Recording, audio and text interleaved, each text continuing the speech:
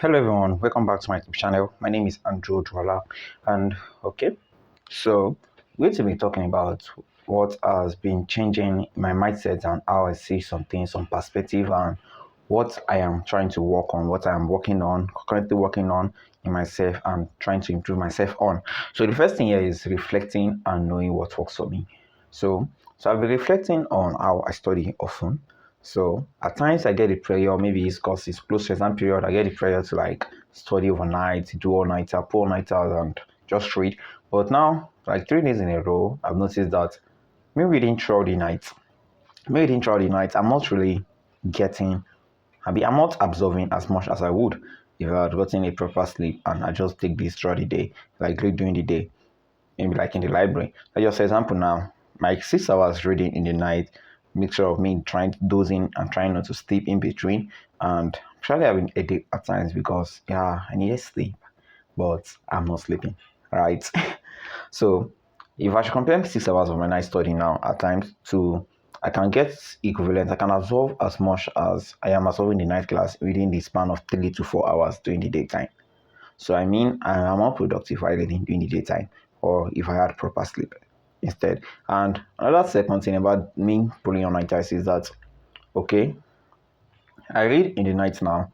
During the day, I won't be balanced, and I won't be able to get as I want to be able to get as much sleep as I needed, like I did during the night, like I should have done during the night, during the day. I won't be able to get that because I won't be able to sleep as much as I should have. I would love to during the day because I don't know. I'm not just that good at sleeping during the day, something like that. So, my approach to fixing that is that okay, I will try to I will be reading in the morning and in the night and in the day. So before I go to bed, I read. Before I sleep, I will read. Then during the day too, I read. So this should be at least between 4 to 6 hours, or at times more than 6 hours of studies. And this is because I will focus more on academics books now because it's my examination period. And yes, one thing is that I need to really advance my knowledge. And yes, if I really want to become the man I want to be, I need more knowledge, I need more experience. So I need to read wide, read fast, try things, learn. Yes, possible fail fast and learn from them as fast as possible. And now the second shield I had now is at times the question I ask myself, at times I most time now, recently reflecting back, I'll be asking this question: is it possible to do this and do that? Expecting that particular person or a mentor to tell me yes, it is possible, then I will get motivated to go and do it. But at times this question differs from people. What is possible for me might not be possible for someone else, or this person might just be talking from the perspective of when he was trying to do what I want to do. So I've stopped asking that question, is it possible, and start to ask the question, how can I? Instead of asking, is it possible to do this, and succeed in all, how can I do this, and achieve what I want to achieve in all these things? That's the question. That's like what I am trying, what I did now. So shifting the mindset from is it possible to how can I? Instead of is it possible to do this, is it possible to achieve this, is it possible to get this result, to how can I get this result? So when I focus on how, I try to find possible ways where I can do these things. But when I'm focusing on is it possible, I'm expecting a yes or no answer and still doubting whether I can do these things. But now focusing on how has eliminated the doubt of me asking myself, is it possible? And now another thing is understanding action and consequences, knowing that every action I take, there's a consequence to it, right?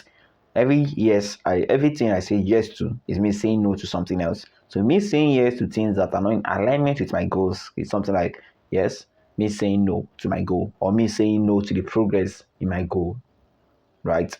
And now action and consequences. Understanding that if I take an action, there are some consequences I should be expecting. And when I see these consequences, I should not be all that mad at myself, as far I know that, yes, it's more of not like a gamble, but it's more of like a bet, right? Whereby I sacrifice this to do this, and this is the consequence of me sacrificing one thing for the other. Because I place more priority on this particular aspect of my life, then I'm sacrificing some of my time that should be spent in some other categories or aspect of my life to advance in this aspect of my life. And this is something that I have come to realization that yes, there's no way around it. Know that for every action there's a consequence, just like Newton taught law of motion, right? For every action there's a reaction, an opposite reaction that occurs to it. So when I take an action, I also think of the consequence in the long run, in the short term, long term, and mid term. And one thing I know is that at times, most people, most of us, and me particularly, I think I know myself enough. I know why I take some decision, why I do act some certain way. But the truth now is, coming to realize it, I really don't. Because I was talking to a friend.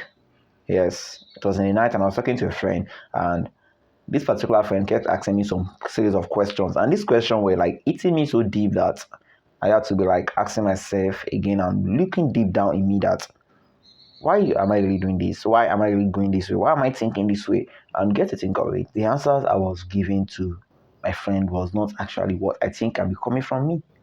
And this is because I really don't know the why, the reason behind what I am doing or why I am doing so.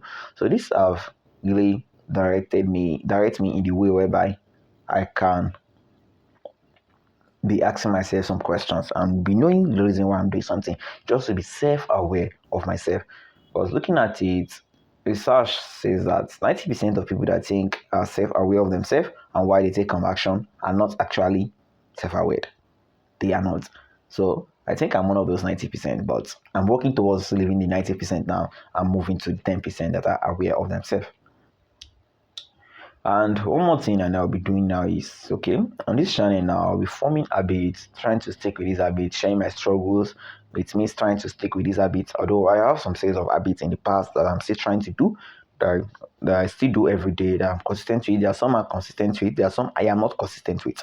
So on this channel, I'll be sharing my journey as I go along, with trying to be consistent with these habits and my struggles with these habits, and yes, my shortcoming with these habits and everything I am doing with them. Thank you very much. See you next time. Bye.